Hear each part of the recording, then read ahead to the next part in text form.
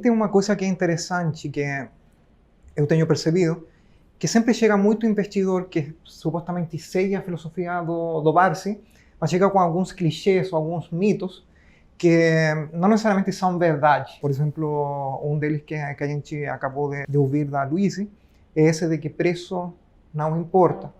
Mas também tem outro que é que você compra e fica para sempre com o papel, que também é um mito aí do Warren Buffett, que diz que você tem que se casar ao estilo católico. O que vocês pensam disso?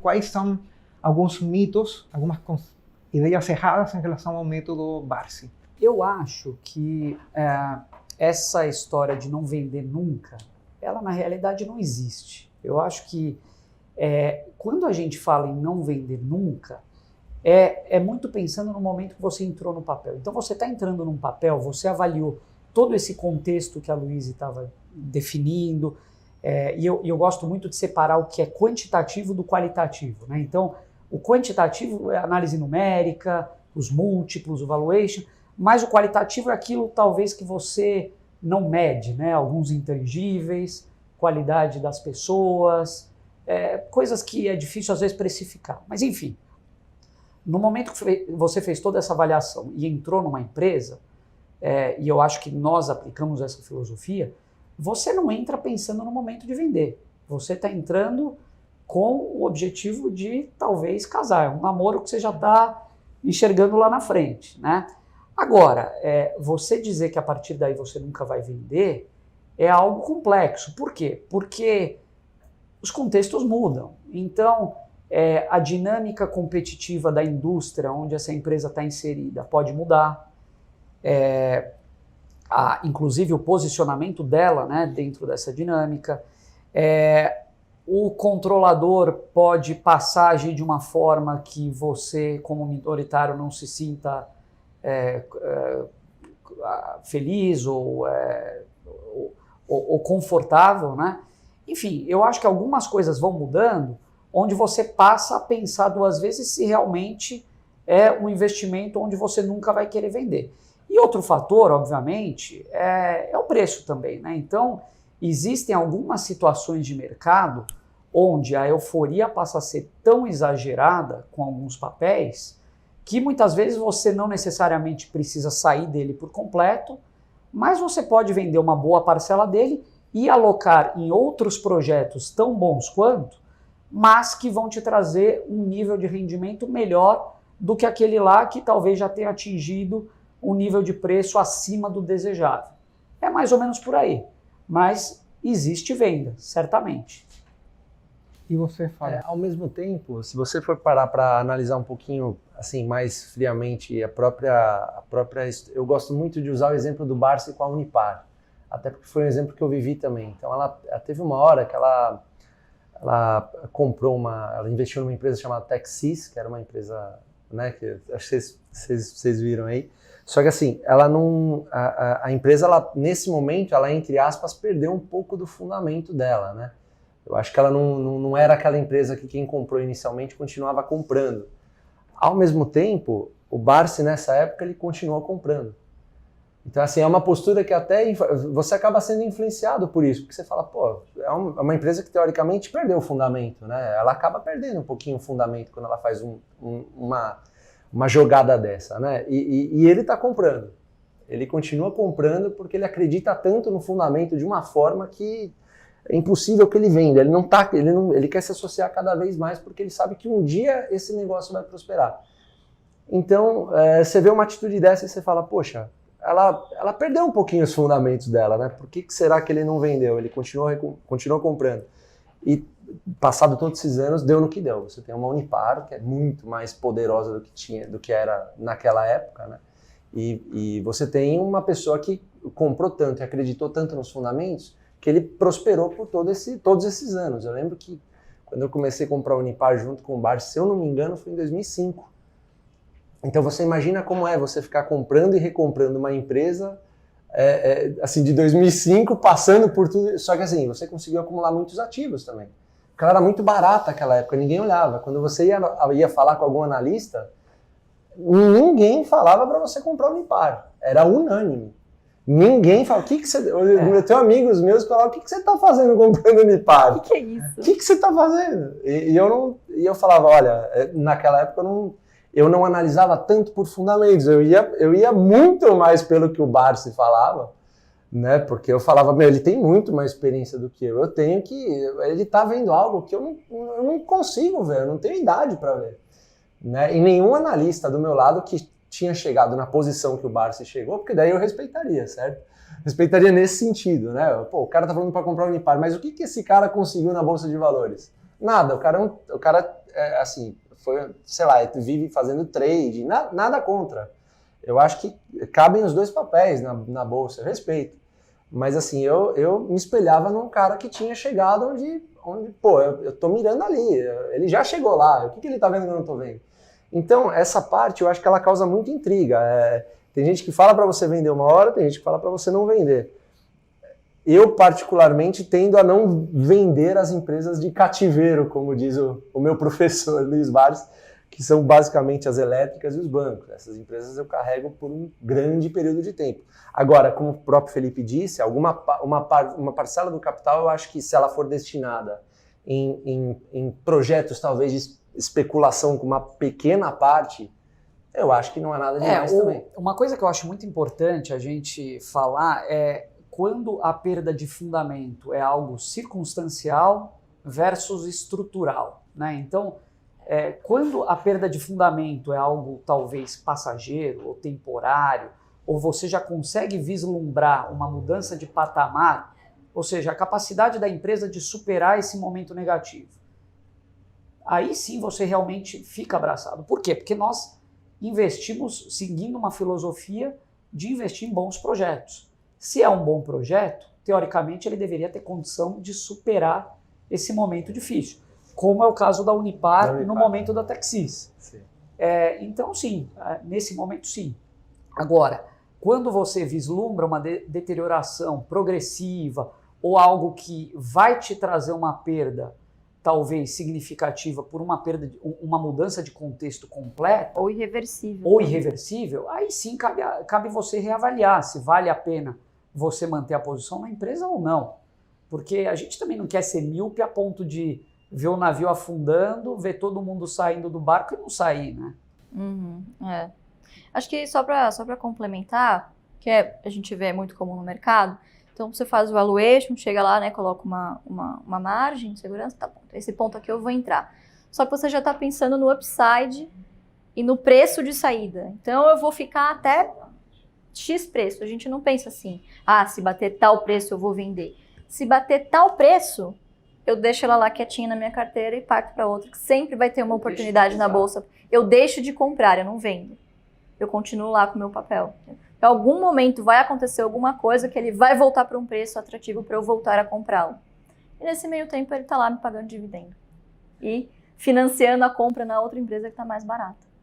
Então isso também é o que ele chama de dividendo inteligente. Você saber também o timing de você comprar. Então o dividendo já respondei, o dividendo é importante, mas ele não é tudo. Fator decisivo. E aí a gente tem um ponto. Primeiro, tem muita gente que pensa que o Barsi vai e compra só companhias que são bonitinhas, que estão bem geridas, que são líderes de mercado, que estão enchendo seu bolso de bons dividendos. Tem algumas que são assim. Por exemplo, a Taesa, a Tietê. A Tietê ainda é uma small cap, ainda está aqui.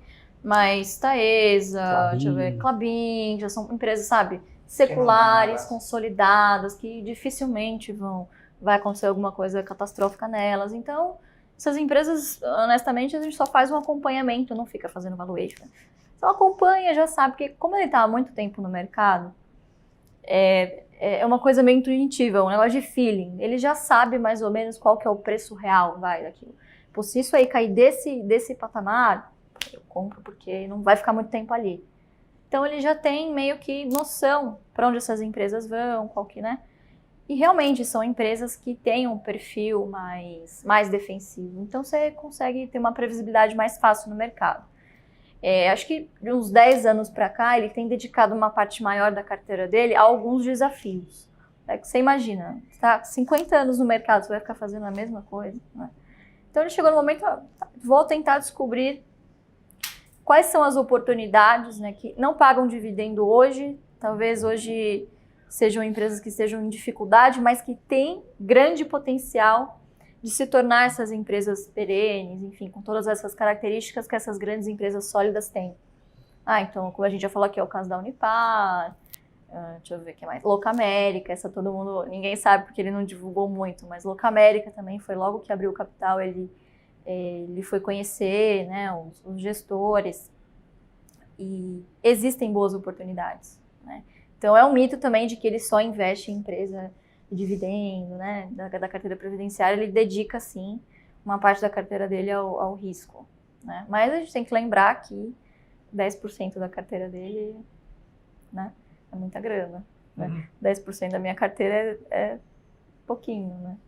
Então, quando ele entra com bastante posição. Então, ele sabe que ele pode fazer a diferença, entrar como um acionista ativo e, se alguma coisa desagradar, ele pode impedir ou pode auxiliar de alguma maneira, que também foi o que aconteceu com a Unipar. A Unipar é um caso simbólico, né? Aconteceu de tudo, tá?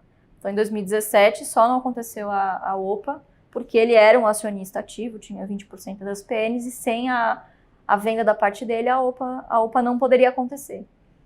Então, é uma segurança para ele. Ele aporta de tal maneira que ele possa influenciar na vida dessas companhias de maior risco, vamos por assim. Hay una cosa bonita, interesante, que os grandes investidores como Warren Buffett también pasan por un ciclo. Entonces, eles começam investindo como qualquer pessoa normal, mas depois, quando eles ganham força, eles vão passando, dado que é mais difícil você encontrar ativos bem desconhecidos, porque o mercado vai sendo mais conhecido, vai sendo mais bem coberto, e você ganha força, então é difícil você comprar e não afetar a cotação do papel. Você começa a ser mais ativista, meio que você muda para ser um private equity, entre aspas. E eu acho que o Barsi está nesse ponto da vida. Ir pegando companhias que estão com alguma dificuldade ou que estão sendo pouco olhadas pelo mercado, a fazer um aporte significativo e depois tentar fazer uma diferença. Sim. Dado que ele tem uma experiência de 50 anos na bolsa. 50 anos, Não que ele tenha uma experiência na gestão de empresas, mas a experiência de mercado é muito importante. Eu vejo que nas empresas as pessoas que estão lá têm uma visão completamente errônea do mercado de capitais. Então, ele estando lá presente de alguma maneira, é uma forma também dele ajudar de como essa empresa vai ser vista no mercado. Quer dizer, o Barsi estar numa companhia hoje quer dizer que ele vai ser um cara que vai olhar para os minoritários, ele vai ver será que essa empresa tem realmente condições de pagar dividendos, será que agora é o momento, será que agora não. Então, tem também uma coisa toda de, o Luiz Barsi está lá, eu sei que eu estou sendo bem representado, tem alguma coisa desse tipo também. Traz uma certa segurança, exatamente. Então tem essa parte ativista dele nesses últimos 10 anos, tem sido assim, uma coisa bem importante. Aí tem uma coisa que é interessante, mais eu acho que não sei se chamar de mito ou de besteira, que eu vi uma discussão no Twitter, você não precisava fazer modelos, investir é super fácil, então é só você ver se a companhia é bonita, mais ou menos. Na verdade, você não faz modelo de nada, não faz conta de nada, porque os grandes investidores como Barsi ou Warren Buffett, eles não fazem modelos. O que vocês opinam disso? Uhum. Na verdade, assim, realmente, meu pai, não sei nem se ele sabe o que é Excel, ele não faz modelo. Mas ele já tem a expertise necessária para olhar, ele tem um Excel na cabeça, ele viveu toda a história da empresa. Então, ele tem capacidade de saber mais ou menos quanto que vale aquele ativo. Ele pode se dar o luxo de fazer alguma coisa dessa e faz os acompanhamentos pelos múltiplos. Tem outras formas de você fazer o valuation sem ser o fluxo de caixa descontado, né? Você tem os múltiplos, você tem, enfim, aí uma infinidade de ferramentas. O que eu acho que é um mito é você não fazer a conta. Não é que você não vai fazer a conta, é que o preço isso não é o fator determinante, eu não vou olhar só para isso. Porque a gente tem que lembrar também que quando você faz um fluxo de caixa, tem muitos fatores ali que são pessoais. Se eu calcular o preço justo de uma empresa, não é o mesmo que você calculou. Não é o mesmo que ele vai calcular, não é o mesmo dele. Então você pode chegar a conclusões completamente diferentes. De repente, como eu disse, você indo à empresa, não, aquilo lá que eu fiz no meu modelo estava errado. porque eu vi que não é bem assim, talvez o crescimento seja maior, tal. Você vai lá e ajusta e você se sente confortável com o preço. Então, acho que o modelo, ele é importante para te dar um norte, mas ele não vai ser o fator decisivo, você não vai ser, sabe assim, caolho e olhar só o que você fez na planilha. Você ir e visitar a empresa, conhecer os ativos dela é super importante, é complementar, entendeu? Tem que ter a complementariedade de você trazer o quantitativo do qualitativo, que muitas vezes você não consegue pegar no modelo.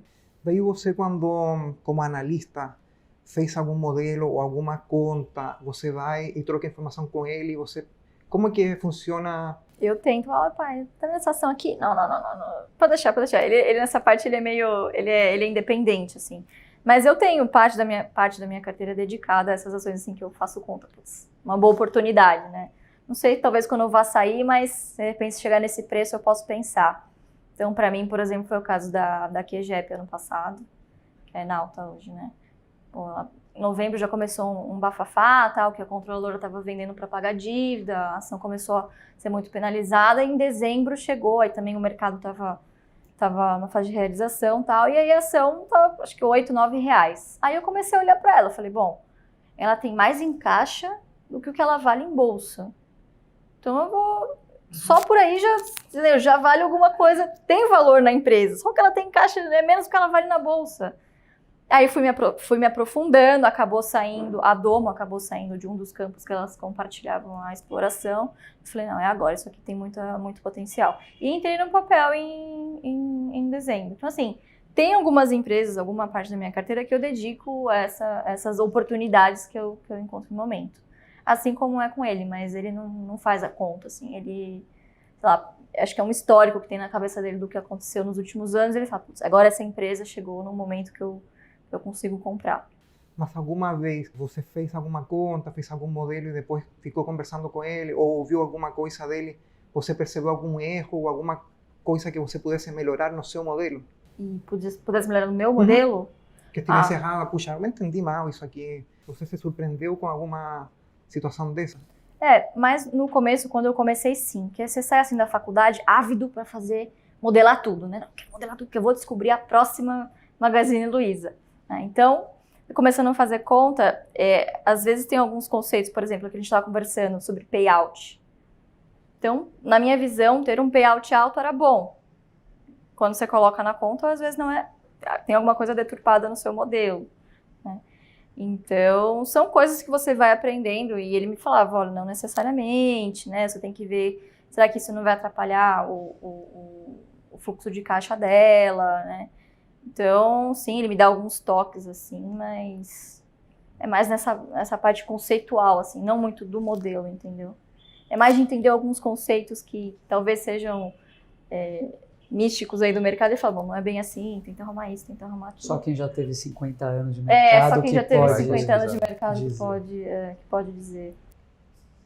E o payout e o dividendo, que você tem que comprar coisas com um payout alto e um dividendo muito alto, que bata um certo nível, superior à renda fixa. O que vocês acham? Isso é per se uma coisa muito boa ou a gente tem que ter... Deixa o Fábio começar dessa vez. Basicamente eu acho que seria em relação ao setor. Eu acho que se você tem um setor perene te pagando um bom dividendo, você acha que é um negócio sustentável, por exemplo, o setor de transmissão. O setor de transmissão é um setor ultra perene. Há 2 anos atrás, ou há 1 ano atrás, basicamente, você viu por exemplo, uma Taesa, que historicamente, se você pegasse os últimos 10 anos da empresa, ela distribuía aí por volta de R$3,50, uma média, se eu não me engano. Ela era cotada a R$17, R$16 num setor de transmissão, onde você tem contratos de longuíssimo prazo, de 30 anos, com um gargalo, que é o setor energético no Brasil, né? Você tem um potencial de crescimento gigante, monstruoso, até 2026, se eu não me engano, havia até acho que era da BB Investimentos, você que me mandou até. Você tinha um gargalo nesse setor de transmissão, então você via um setor que era totalmente perene, pagando um payout de mais ou menos de 95%, 90%, 95%, que é o que ela geralmente costuma dar, com um valor assim, onde você não tem como se não entrar de cabeça nesse negócio, porque é uma oportunidade estampada, né? Então, eu acho que o setor, eu acho que ele, pelo menos na minha visão, ele baliza muito essa decisão de compra, né? Setores como de transmissão energética e bancos, eu acho que são setores que você não tem muito medo de errar. Acho que quanto mais eles caem, mais você fica de olho, né? Mas eu acho que, mais do que isso, Herrera, eu acho que a gente tem... O que eu vejo muito nas pessoas quando estão começando a investir, segundo até o que você recebeu no Twitter, né? Investir é fácil? Mas o que essas pessoas estão falando, estão perguntando, na verdade, elas querem saber se o operacional é fácil, se comprar e vender é fácil. Isso é ridículo, qualquer um consegue. Você aperta um botão, você compra uma ação. Você aperta um botão, você vende uma ação. O mais difícil é o comportamento que você vai ter que desenvolver, e isso só os anos, o passar do tempo quem vai, na minha visão, determinar o investidor que você é. Porque você vai ver, o mercado ele te testa, ele me testou várias vezes, se você realmente está convicto daquilo que você está fazendo ou não. Porque em determinados momentos, por mais segurança que você tenha de comprar uma empresa, essa empresa pode sofrer um baque a qualquer momento, e por cenários adversos da economia ou algum outro tipo até algum tipo de semi-deterioração que o papel possa ter, mas você continua convicto com aquilo ou não? E eu posso citar um exemplo prático, que foi o Banco Nossa Caixa. Esse, para mim, foi um dos setores, uma das operações que eu fiz que eu falei, se depois disso aqui eu não for investidor mesmo, eu me mato, porque o Banco Nossa Caixa ele me testou várias vezes. Isso foi em 2007, se eu não me engano, 2006, 2007. Você tinha um papel que uma empresa que pagava mais ou menos 6% de dividendo, se não me falha a memória, custando R$30, R$32, e eu comprando esse papel. Juntamente falando muito com o Barsi, né? Barsi, e agora? Porque você não tinha desenvolvido ainda aquele... Só uma pessoa com um número de tempo que ele ficou na bolsa para ver que aquilo era um bom negócio. Então eu fiquei muito tempo comprando essa ação, e você via a ação que de 30 caía para R$14, R$15 em determinado momento em 2008, no meio da crise, só que ela não tinha tido deterioração nenhuma. Foi simplesmente um aspecto econômico, a crise do subprime nos Estados Unidos, que levou ela àquela cotação.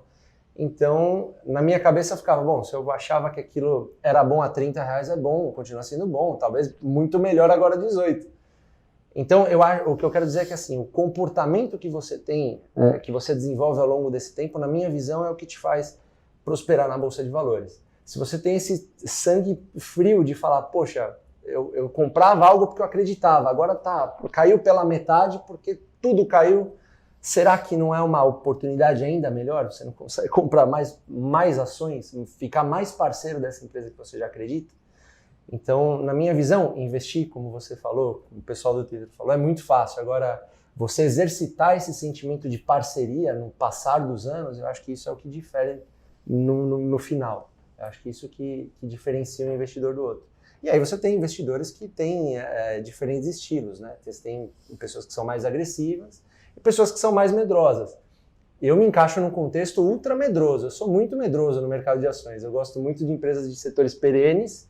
Todo mundo gosta, né? Mas quando esses setores apresentam uma queda que, na minha visão, não seja justificada, eu abraço com tudo que dá. Então, eu acho que eu desenvolvi isso porque eu tive alguns casos também que eu acho que, assim, eu acabei comprando empresas por impulso e não necessariamente por fundamento, e isso acabou me desenvolvendo algum estilo de quanto mais medroso você for, mais o tempo vai passar e mais você vai conseguir resultados. Então, até porque essas empresas acabam sempre pagando dividendos e você consegue aproveitar outras oportunidades em outros setores. Aí no caso da Nossa Caixa, eu acho que é interessante, talvez, que eu entendo que o dividendo você viu mais como uma métrica de valuation, de que o papel estava descontado, Sim. e também como um carimbo de qualidade, que significa, olha, essa empresa consegue pagar um dividendo. Resulta que muitas vezes os piores micos nunca pagaram dividendo na história, por exemplo, as OGX, as MPX, etc. Então, é mais difícil uma empresa enganar no fluxo de caixa do que no ADG. É isso aí. Então, é o que eu chamaria de dividendo, ou que você chamou de dividendo inteligente. Vê-lo como um carimbo de qualidade e valuation. Na nossa caixa, eu pelo menos o racional naquela época, eu ficava assim, eu falava, bom, a empresa está caindo, mas está me pagando dividendo, está gerando lucro, eu estou vendo que está gerando lucro, então, vou comprar mais disso aqui. Até que teve um momento que ela foi comprada pelo Banco do Brasil, e enfim, mas ainda se não fosse comprado, você ia ver que ela continuava tendo uma trajetória de lucros, né? Então, era um caso que você realmente tinha que abraçar, né? Graças a Deus, esse espírito que você vai desenvolvendo, que só o tempo vai dar para você, é o que eu acredito que vai te diferenciando com o passar do tempo na bolsa. Porque você não pode dizer que um investimento foi bom ou ruim em 2, 3, 4, 5 anos. Não, é muito mais do que isso. Eu tenho, por exemplo, uma Uzi Minas, que eu brinco com eles todos os dias, que eu comprei a R$91. Ela desmembrou, seria o equivalente a 45, 50 mais ou menos. Hoje a ação está valendo 8. Pô, mas e aí? Quem sabe um dia ela não volta a gerar frutos? Por que eu não comprei mais? É que no caso, naquela época, naquele período, eu não acreditava muito. Para você o preço importa. Mais do que nunca o preço importa. Então, eu acho que basicamente, Herrera, o comportamento ele difere o investidor. É o cara que tem talvez sangue frio para fazer essas coisas, com medo, porque as pessoas acabam fazendo, mas com medo, mas fazem. Eu acho que isso é o grande diferencial aí. E é curioso porque hoje a gente vive do mesmo jeito que o Fábio falou agora há pouco, que hoje a informação ela tá aí. Qualquer coisa que você quiser saber, você consegue a qualquer momento, né? Mas por outro lado, esse excesso de informação ele também acaba muitas vezes tirando você do seu centro de decisão, né? Então, você vai tomar uma decisão, você está convicto de uma coisa, mas você está acompanhando 500 canais diferentes, opiniões, e aí você começa a questionar a sua própria capacidade de análise, a sua real capacidade de persistir numa coisa que você acredita. Então, eu acho muito que o esporte da Bolsa de Valores é um esporte individual mais do que um esporte coletivo, sabe? É uma coisa que você tem que construir as suas convicções por si mesmo. E aí talvez você valida com algumas pessoas depois, tal, mas é muito importante você estar convicto do porquê que você está fazendo aquilo. E não fazer só porque você leu em algum lugar ou porque você escutou em algum lugar. Primeiro porque eu acho que se fosse assim seria muito fácil e todo mundo se daria bem na bolsa. Segundo, que para você persistir numa filosofia dessa, você precisa de foco e você vai saber que você vai errar em alguns momentos. Eu estava vendo, por exemplo, outro dia uma entrevista do Monish Pabrai, sabe, aquele investidor, e ele fala que em 1/3 do tempo ele erra, 1/3 das decisões ele erra, mas os 2/3 que ele acerta mais do que compensam os erros. Então, as pessoas têm muito medo de comprar a primeira ação ou de ver uma ação caindo e ir lá e comprar mais. Pelo contrário, a pessoa vai lá e vende. Então eu sempre comparo com você estar aprendendo a dirigir, né? Então, uma hora você tirou a carta, você já sabe como funciona aquele negócio, aquele animal chamado carro, você tem que sentar, ligar ele e sair da garagem. Você não vai começar fazendo uma viagem de 500 quilômetros. Você dá uma volta no quarteirão, vai sentindo, num horário mais tranquilo, depois começa um trânsito, você já vai ver como que é. Eu acho que na bolsa é mais ou menos a mesma coisa. O tempo vai passando, você vai tomando mais confiança com algumas decisões que você toma, você consegue formar suas convicções apesar do que todo mundo fala, e esse é o momento talvez que você atinge a capacidade plena de você tomar decisões sozinhos e seguir adiante, sabe? Aí que a gente chega num ponto bem interessante, reunindo o que a gente vem falando. Tem vários conceitos: persistência, disciplina, perseverança, convicção, capacidade de pensar sozinho, foco. Todas elas são ou uma coisa de caráter, que você consegue desenvolver, a disciplina você consegue desenvolver, ou também psicologia. Sim. E aí eu reparei que no projeto de vocês começam por aí, a psicologia do processo de investimento ou de montagem de uma carteira previdenciária. será que você conseguiria falar do que trata o projeto, o que o motiva e por que essa parte da psicologia ou do caráter da pessoa é tão importante? Bom, primeiro assim, né, tem pessoas que já chegam na bolsa e acham que vão conseguir operar sozinhas. Bom, agora já sei tudo, já li sobre todos os livros, agora eu vou... Quando você chega na prática, é uma coisa completamente diferente. A volatilidade assusta, né? Então, eu gosto de falar o seguinte, a análise, como eu te disse aqui, né, é muito fácil você pegar o balanço, fazer um modelo e chegar num preço e falar, pô, essa ação está numa oportunidade. Mas o mercado está vendo o que você está vendo? Não necessariamente. Né? Então, você tem que ter a confiança necessária para confiar no que você está...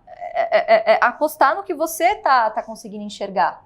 Então, é aí que entra aquela questão do mindset, eu vou confiar no ruído ou eu vou confiar no fundamento?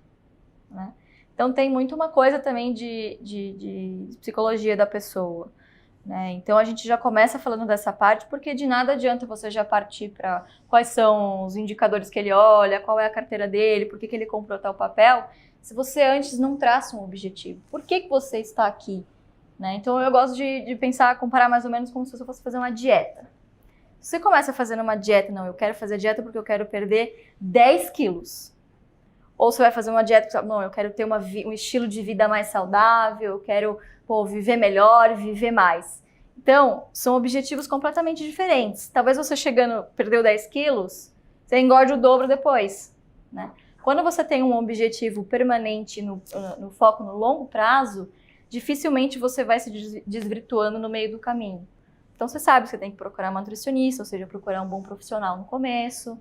Você sabe que você não pode achar que você vai perder 5 quilos por semana, senão você vai se decepcionar. Então, ter metas críveis, ter consistência. Então, é muito parecido com você fazer uma dieta que seja duradoura, né?